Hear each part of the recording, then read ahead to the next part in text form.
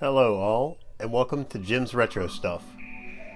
Today we're going to be working on the Sega Dreamcast. I purchased mine originally on 9/9 of 99, but here in 2023 the clock battery doesn't work anymore, as you can see. So I'm going to show you how to replace it. So stay tuned. The Sega Dreamcast, unlike some other consoles, is going to require you to open up the case in order to replace the clock battery. In order to do that, the first thing we want to do is open up the disk drive and make sure there's no disk inside, which there is not. Next thing you want to do is flip over the console, and in order to get inside of it, we're going to have to remove 4 screws. There's one here, one here, one here, and one located behind the modem. So what we will do is we will pop the modem off of the unit. Let's see, just to come up. There we go. Modem is off. Set that off to the side. So now we can go ahead and remove the screws.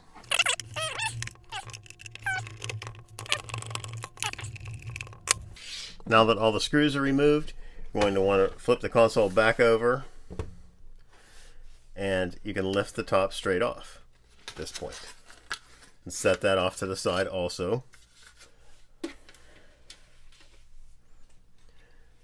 The part we're going to be looking at is this controller board right here. As you can see, the battery is located right here, and we're going to need to remove this board.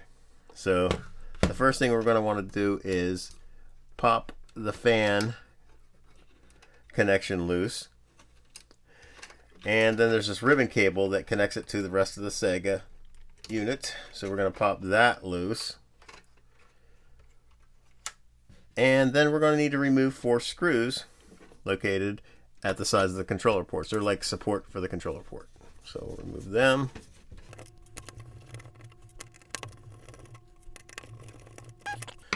Alright, now the controller board will be loose, and you'll be able to tilt it up and out of the console. And then we can set the console off to the side.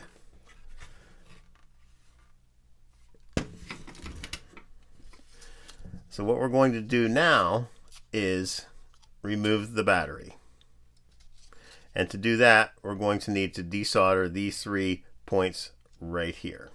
What we're going to do is we're going to add a little bit of solder to these 3 connection points for the old battery so that we can get it to where it will want to come loose easily.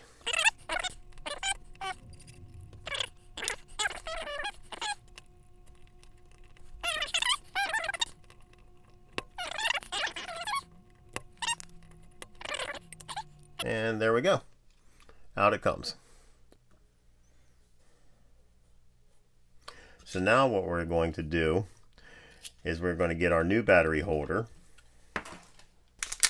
There we go.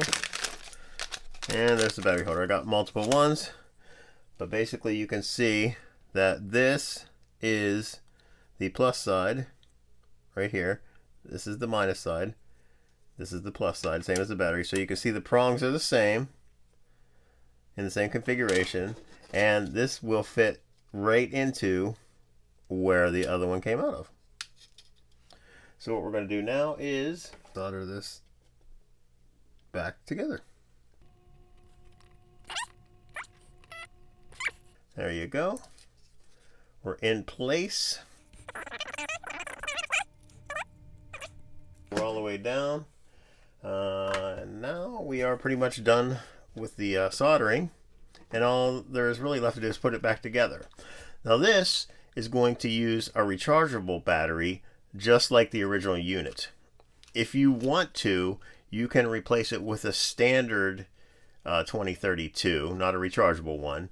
And to do that, there's a mod you have to do right here where this resistor is. You have to clip this and put a Schottky diode in line with this resistor so that it won't allow the battery to recharge. I'm not going to do that right now. I'm going to try the rechargeable method and see how that works out. And possibly, if need be, I will go to the non-rechargeable way. First thing we're going to do before we put this back together is we're going to go ahead and clean off this flux. So I'm going to take a little isopropyl alcohol, spray it on there, and let's hit it up with a little brush here. And that looks pretty good. So we'll go ahead and set that off to the side. Okay, now we're going to bring the Sega back in, and we're going to reconnect the controller ports with the new battery holder. So first thing we're going to do is we're going to take this and get this cable out of the way. We're going to flex this down into place. It should just go right down in, which it did. And you can take your flex cable from the unit and push it back down in. You can take your fan connection and get that back in. Okay. And now we're going to replace the 4 screws that we took out from the controller ports. So we'll go ahead and do that. So, okay. I like to back them off before I insert them down to make sure. Sometimes you'll hear a little clunk, and that way it goes to the threads that are already there instead of, like, getting new threads. There you go. See how it popped down in there. So we'll go ahead and screw that down.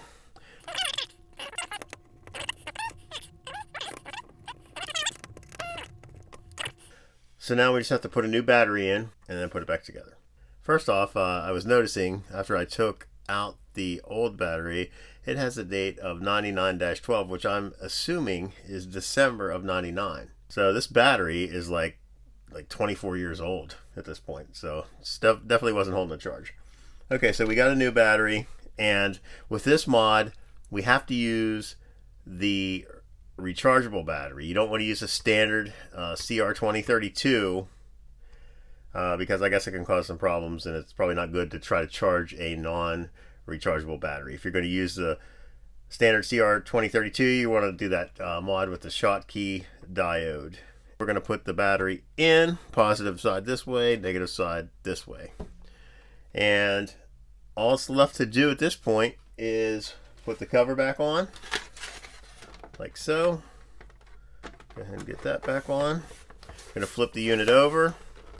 And yeah, it was August of 99 it was manufactured. So revision 1 or model 1, however you want to call it. There's a 0, 1, and 2. This is the 1. So all we have left to do now is put the screws back in the case.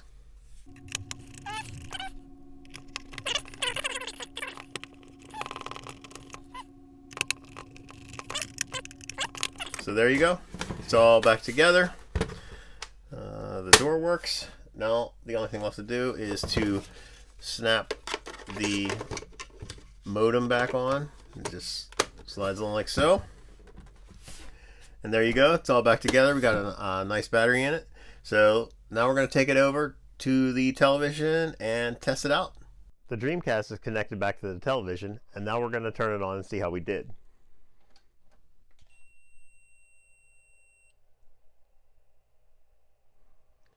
First thing we're going to do is set the date.